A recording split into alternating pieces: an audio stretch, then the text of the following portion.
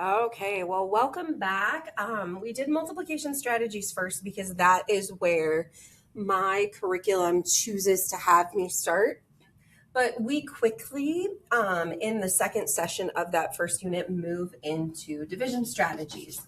And the story I get every year is that my students tell me that they have actually never done division before, which, knowing their third grade teachers, I know this is not true, but it just tells me they don't recognize how their multiplication strategies are related to division. So what you will notice with is my first strategy I always start with is the strategy of arrays again. So if they feel very unfamiliar with it, then I go back to basics and they notice every time that our chart that we make in our math notebook matches very closely to that multiplication chart, and we can talk through those reasons why.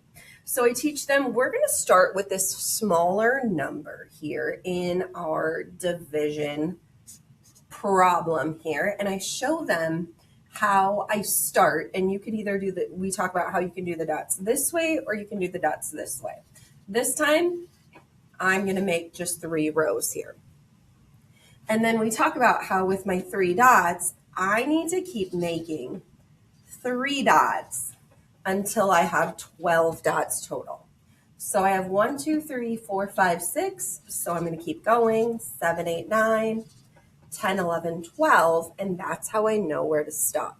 So we talk about how if this side is your 3, and we talk about the vocabulary word dimension, to get your answer quotient, we have to count the dots going this way. And the confusing part is you actually double count the corner twice. So my other dimension, of course, going this way is going to be 4 dots. So my quotient answer for that one is going to be a 4. Then our second strategy, just like multiplication, is going to be repeated addition. Now you're going to notice that I'm using the same facts that I used on my multiplication chart. My multiplication chart is always behind me over here on our lockers. I can show you that in a minute, where again, we go to that smaller number and we start with that when it comes to division. And I know 7 plus 7 is not 21. 7 plus 7 is only 14. So I'm going to add another 7 because I want to make my 21.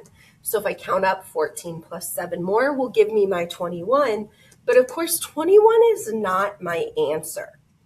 I have to count. I already knew the number 7, but how many 7s did I add? I added 3. And so that's how I get my answer quotient.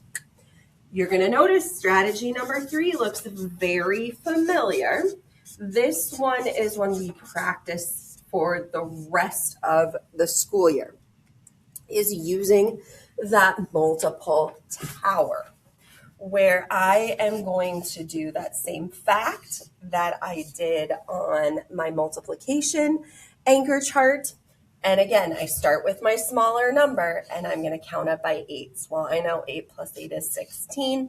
16 plus 8 more is 24 because I'm trying to get to my bigger number. The question I always ask as a teacher is, how many 8s actually fit into 32 without going over? Because if I do 24 plus 8 more, it does get me to 32. But 32 is not my answer quotient. I have to count how many 8s did I count up here. So like this would be 8 times 1, 2, 3, 4 8s in my tower.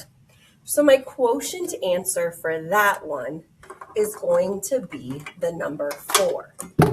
Then our last strategy, I'm losing all my tools here, is of course that jump to a landmark number. And this one will become very important when we get to multiplication and division of larger numbers. But no worries, they do catch on very fast.